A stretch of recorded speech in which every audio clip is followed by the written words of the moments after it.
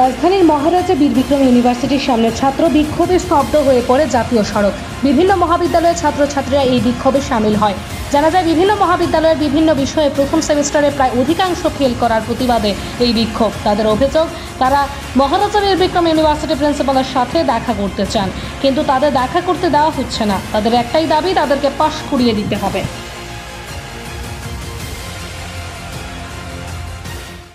আমরা first semester result out হয়েছে এক্সামের প্রায় 20 দিন আগে, সেকেন্ড সেমিস্টার এক্সামের 20 দিন আগে।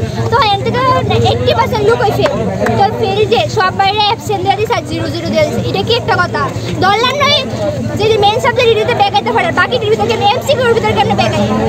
তো আমরা কর্তৃপক্ষ তারার দায়িত্ব যে এটি কেমন ব্যাগাইছে আমরা উত্তর দিত, আর তারা আমরা করতে আমরা এবার পাস করে দিতে হইব। কারণ পাস করে যাবো, কারণ আমরা 19 তারিখে এক্সাম, আমরা এক্সাম দিতে হইব। আমরা কিন্তু ওখানে আবার যখন ফার্স্ট সেমিস্টারে পড়তাম আমরা এক্সামের আচ্ছা, কি দেখা করছিল তোমরা? না, আমরা দেখা দিছি না।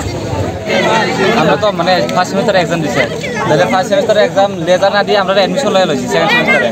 তাহলে আমরা ইন্টারনাল এক্সাম দিছে আর অ্যাসাইনমেন্টও দিছে। তখন আমরা ফাইনাল এক্সাম ওই সামনে 19 তারিখ, এর আগে আমরা লেজার দিয়ে লাইছে ফার্স্ট সেমিস্টারে। তখন অর্ধেক মানুষ ফেল, আর মানে ফেলই বেশি, পাস কম হই, ফেলই বেশি। তাহলে এটার জন্য আমরা মানে ব্যাক আয়োগ ঠিক আছে, ফেল খরচ কিরে কলেজে তো ফেলের মানে কোনো কুয়েশন নাই, মানে ব্যাক আয়োগ ঠিক আছে, ফেল খরচ কিরে এটা আমরা কথা কইতে চাইছে, হ্যাঁ কথা কইতে দিছে না, ওই গাছ তারা মানে কিছু রেসপন্স দিতেছে না। কার লগে কথা কইতে আসছিল? ইউনিভার্সিটি ইউনিভার্সিটিতে ও আছে, এমবিবি ইউনিভার্সিটি।